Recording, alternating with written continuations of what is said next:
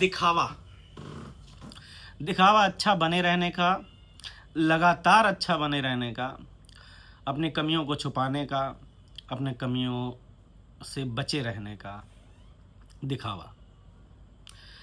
आज दिखावा पर बात करना का मन हो रहा है।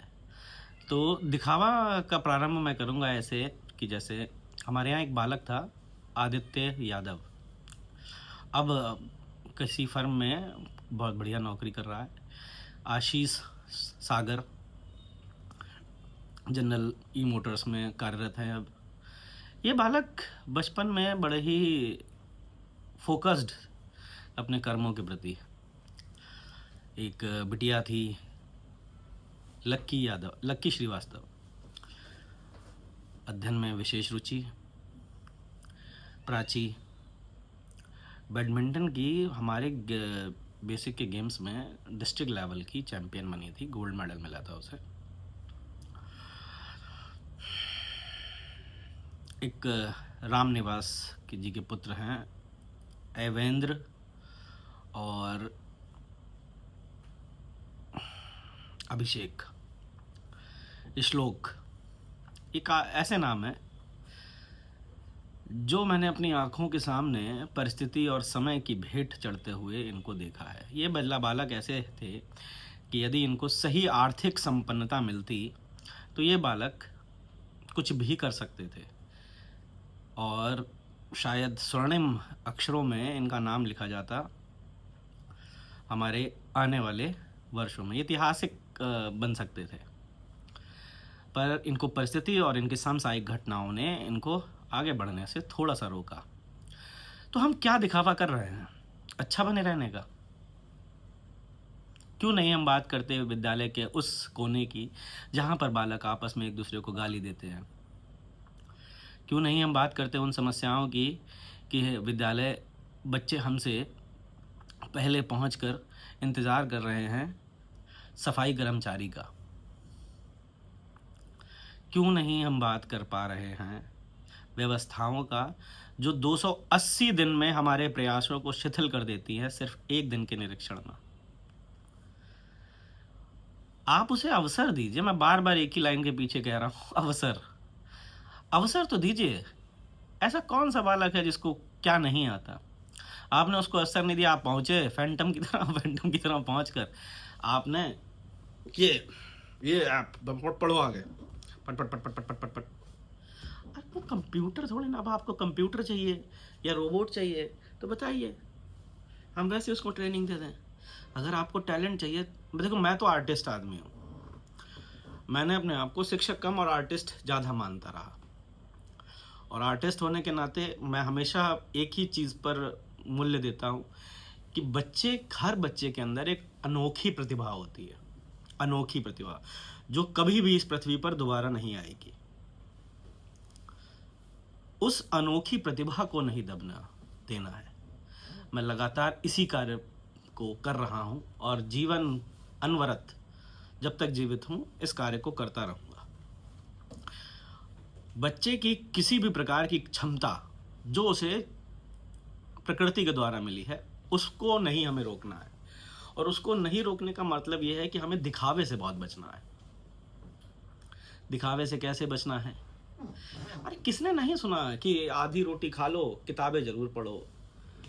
लगभग हर शैक्षिक संगोष्ठी में, हर धर्म आयोजनों में ये लाइन बोली जाती है।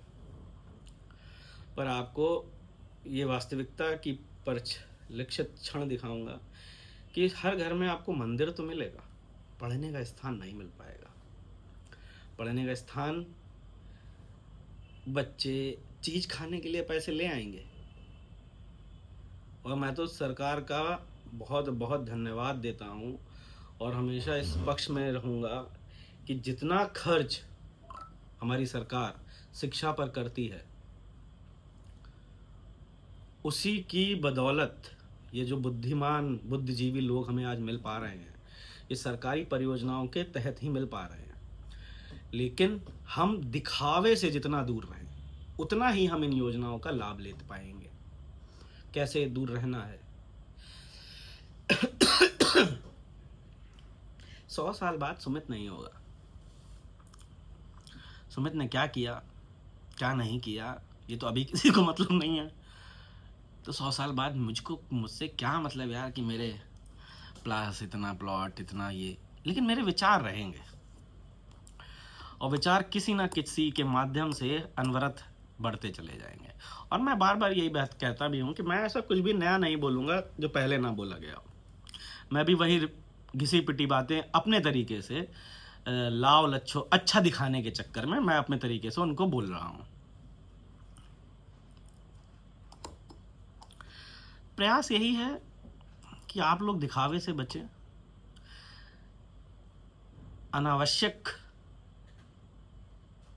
इच्छाओं की पूर्ति से बचें।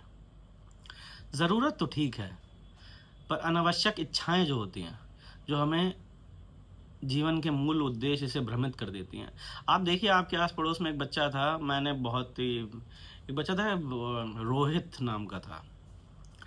कोरोना का टाइम था तो मैं खेतों में गया तो उसने मुझे बहुत ही प्यारा गीत सुनाया था कोरोना से रिलेटेड।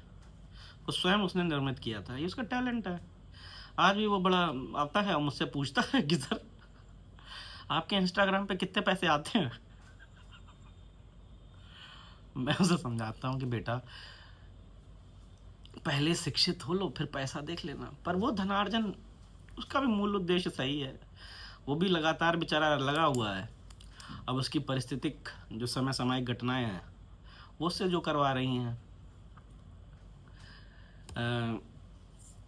ओशो ने एक बहुत प्यारी लाइन बोली थी कि आप किसी की भी किस्मत नहीं बदल सकते। अगर आप छोटा सा प्रयास कर सकते हैं तो वो कर सकते हैं उसे माहौल देने का। किस्मत वो खुद अपने आप अपनी लिख लेगा। इसी प्रयास को अनवरत करने का प्रयत्न है, और इन शब्दों के माध्यम से मैं ये प्रतिदिन यही प्रयास कर रहा हूँ कि कोई ज़रूरी नहीं है आप मेरी बात सुने, पर जो भी धोखे से सुन जाए, कभी कभी लग जाती है ना, हो जाता है कि कभी कभी डॉक्टर बाईके सिंह की दवाई नहीं लगती, डॉक्टर बब्बू की दवाई लगेगी। तो मैं डॉक्टर बब्बू बनने को तैयार बैठा हुआ हूँ। हो सकता है कोई बात ऐसी लग जाए किसी को अच्छी, और एक इत्तू सा भी परिवर्तन उस बच्चे के अंदर आ गया, तो हो सकता है मेरा ये जो सोशल मीडिया के माध्यम से फाइट अगेंस्ट डिजिटल गार्बेज है, ये जो मुहिम हमने उठाई है उद्देशिका डिजी स्कूल के माध्यम से, ये थोड़ी सी सफल हो जाए। तो मेरा यही प्रयास है कि आप दिखावे पर थोड़ा जोर ना दें और प्रयास करते रहें दिखावे से बचने का, दिखावा ना करने का। एक इसी के अंतिम क्षणों में मैं एक बहुत प्यारा सा गीत गाऊंगा।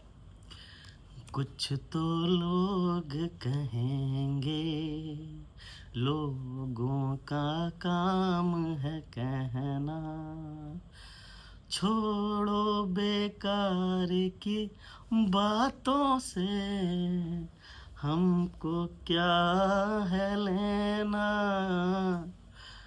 कुछ तो लोग कहेंगे। बस दिखावा ना करेंगे।